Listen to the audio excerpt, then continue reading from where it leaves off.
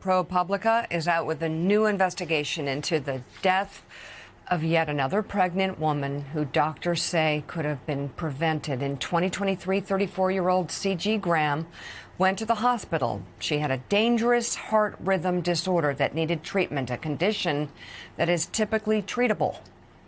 But when a pregnancy test came back positive, her care drastically changed.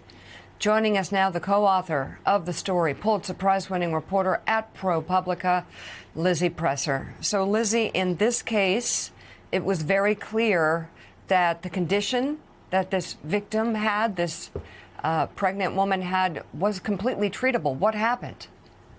We don't know exactly what happened. The doctors wouldn't tell us what they were thinking, but they did not provide her with the treatment that she needed to protect her heart.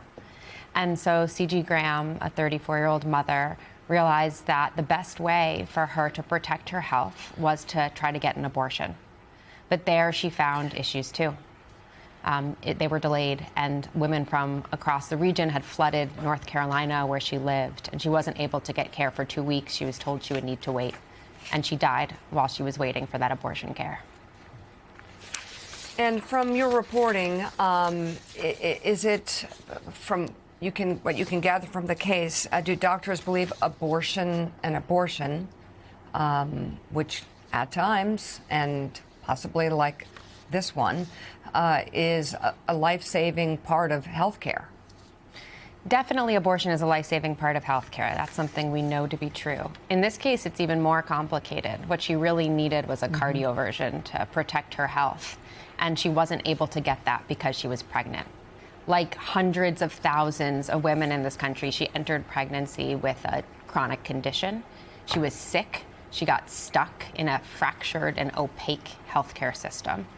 And when she thought that the best way to protect her health was an abortion, she wasn't able to get that either. And that was a direct result of these new abortion restrictions and these bans. So how many weeks pregnant was she, and why couldn't she get that first level of care that wasn't even an abortion? She was about 6 weeks pregnant by her own calculations. And in North Carolina, abortion is banned after 12 weeks. But what we know is that we are already living in a country with some of the worst maternal mortality rates in the developed world. And this is what doctors warned us when Roe was overturned several years ago, that what we were going to see was even worse outcomes now with these abortion restrictions and bans layered on top of an already failing system for pregnant women.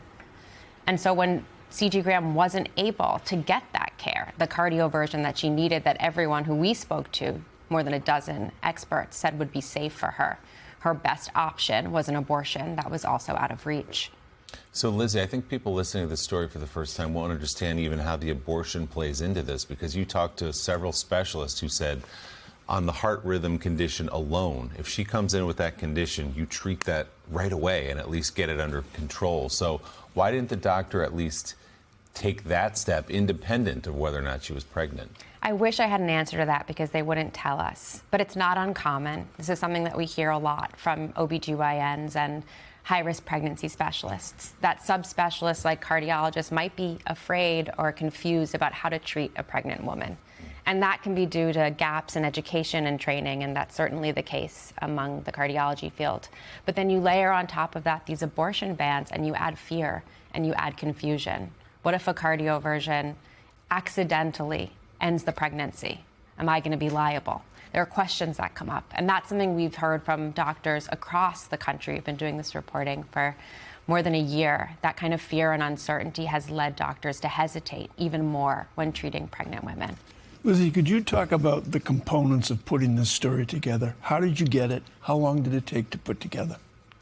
For more than a year now, we have been requesting death records from medical examiners across the country, county by county. And in North Carolina, we looked into women who had died while pregnant. And this woman, it was listed as she died because of a cardiac arrhythmia. And we're interested in understanding more what's going on with women who already have chronic conditions, who are getting pregnant in this country. How are these bans affecting them? And so we got the autopsy. I flew down to North Carolina, I think the first time in August or September. And I met with some of her friends and family. And one of her friends showed me the text messages that CG was sending her while she was being repeatedly denied care. And in those texts, she was saying, they won't treat me because I'm pregnant. I need an abortion to protect my health. My heart is hammering, my chest hurts, I can't sleep, I can't live like this for 9 months.